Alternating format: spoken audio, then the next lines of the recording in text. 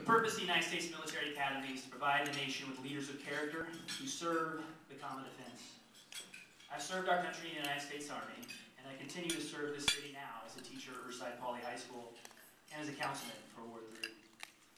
Service runs in my family a long way back. In 1914, my family came to Riverside, located actually across from Harvest in Ward 3 on Arlington and Adams there. And Grandpa used to walk to Palm School before he started working for the school district himself. He went away to Stanford University, decided to come back to Riverside to serve this city that he was raised in. My father, along the same lines, grew up in Riverside, went to the public schools, graduated from Poly, along with his classmate here, James Davis, in 1956. Went off to Stanford, and again, after law school, came back to serve this city, to serve this county as a Superior Court judge. So they obviously had an impact on my life. I guess I can blame them for being in politics, or thank them for being in politics and being up here today, because of the service and the example that they set for me. My hope in the future is that my daughters, my two daughters, Elizabeth and Julia, continue along that line of service to Riverside, going to Poly High School, being fourth generation Poly grads, going away for their education, and then coming home, coming back to Riverside, to have Riverside pride and serve their city again.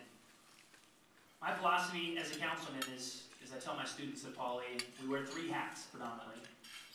One, I just found out that one of my students was James Davis's grandson. Small world, that's Riverside, right? We represent the city, number one, always. We're representatives of the ward. We can't lose track of that. Not only the residents of the ward, but the businesses of the ward. They guide us and show us the will of the people. We can't lose track of that. So first and foremost, we're representatives. Secondly, we're decision makers for the entire city. That means we need to be able to operate within a group. 7 council members, 1 mayor. We work with other government bodies like the school district, school boards, the county, the federal government, the state government. And number 3, we're problem solvers. And that speaks to the confidence in our government. Because people, most importantly, on a daily basis, want us to solve problems.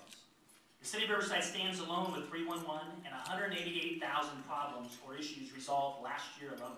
Potholes, graffiti, shopping carts, street lights within 24 hours are repaired. The city of Riverside is the most responsible and responsive government in the state of California, I do believe. And with that, a red card, I'm running for re-election to continue to serve Riverside at Ward 3. Thank you, Councilman Bailey. Next is Mr. Davis. Mr. Davis, you may give us your opening statement.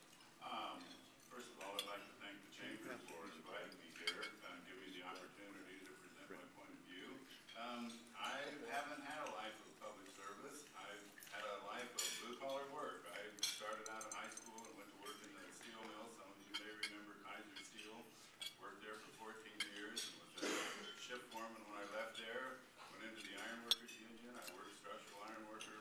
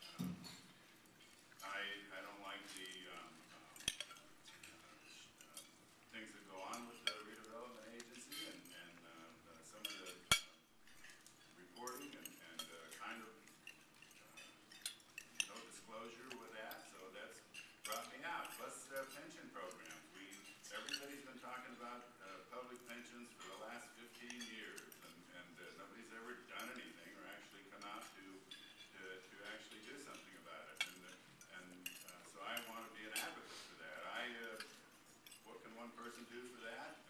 Probably very little on a local level without a lot of support, but at least she could be a voice for it and get the ball rolling. So I too have been in Riverside since 1947. Like Rusty said, I graduated with his dad from Poly High School. So I didn't go to college. I have college. I have the equivalent of an AA degree. Plus, I have a lot of technical schools going for inspection licenses and that type of thing. So that is my platform right there. I want to get a strong interest in the business community and hopefully try and promote more jobs. Thank you very much. Thank you, Mr. Davis. And now we're going to hear from our Ward 7 candidates. We're going to begin with Councilman Steve Adams. Councilman Adams. There we go.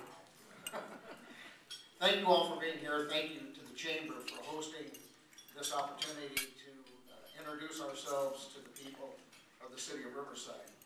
I first came to Riverside in 1958.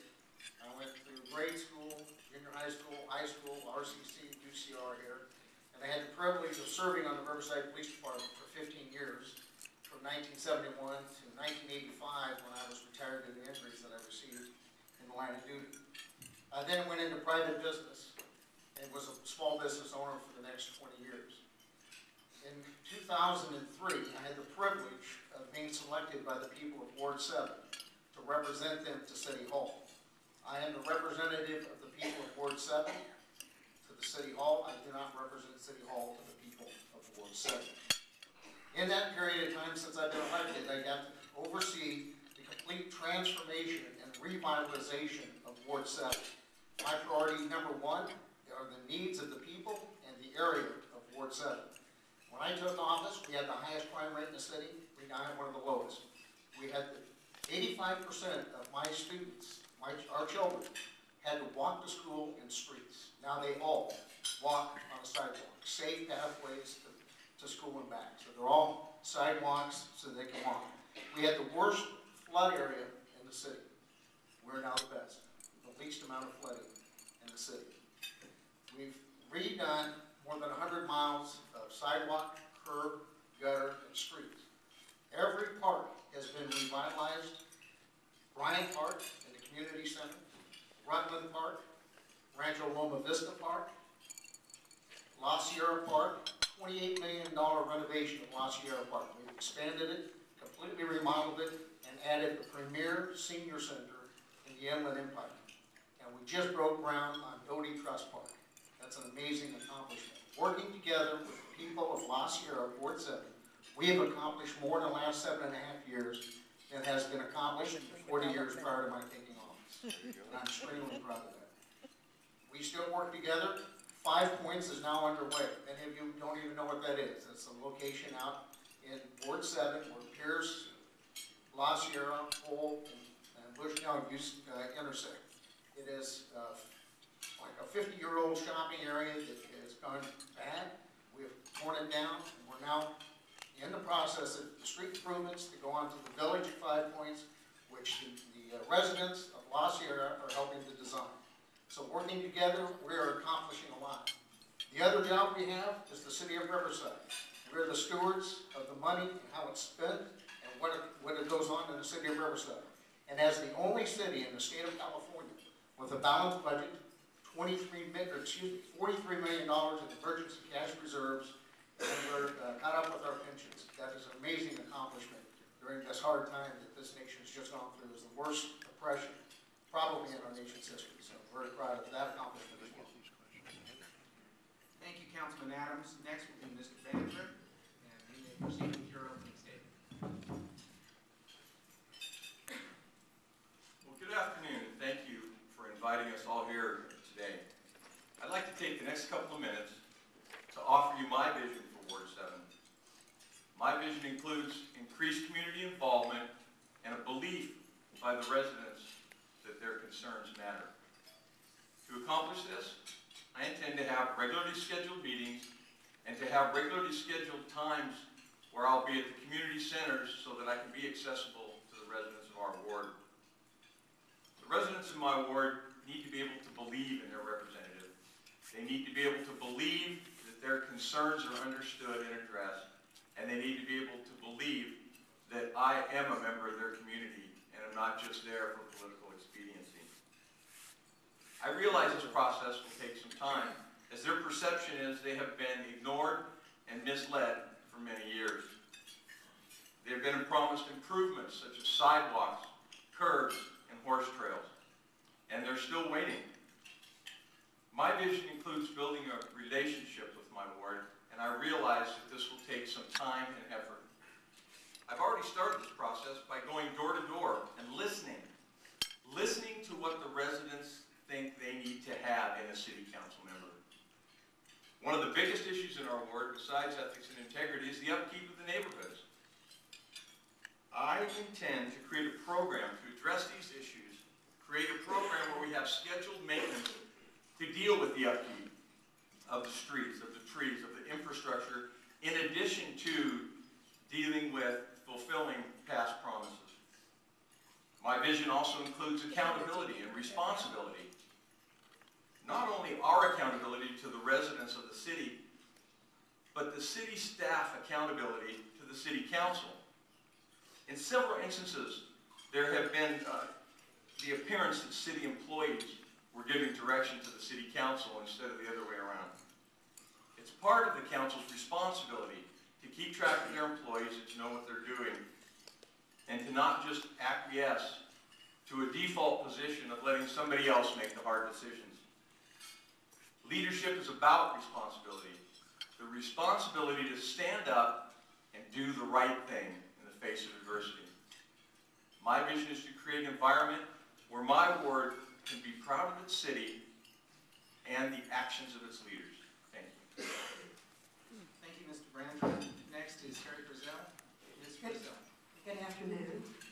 It is a pleasure to be here, and I do want to thank you for having this forum. This election gives the voters of Ward 7 an opportunity to decide who they want to represent them at City Hall. The serious financial problems that will be facing our city because of the state's serious budget crisis emphasizes the importance of who they choose to represent them. Important decisions to keep our city running smoothly require experienced leadership with a firm voice to look after and protect the people's interests. Someone needs to apply good common sense to city government to resist wasteful spending, redevelopment giveaways, budget shortfalls, more taxes, higher utility rates, layoffs, and fewer services. Our city finances must be managed wisely in order to provide the services our taxes already pay for. Our essential services will never be jeopardized. We must apply sound fiscal policies that successful businesses use. The rules we apply to our own personal finances, if we can't afford it, don't buy it. Instead of operating on future incomes and reserves, creating serious bonded indebtedness, City Hall needs to be fiscally responsible to ensure our tax dollars are used wisely for long-range fiscal security. In my 4 years as mayor and 6 years as a council member, I remained in touch with and was an advocate for the people. I helped create jobs, established opportunities for our youth, and services for our elderly. I protected our hillsides and our open spaces. Crime was reduced with programs I helped to establish throughout the city. In fact, we even received an innovative award from other cities because of it.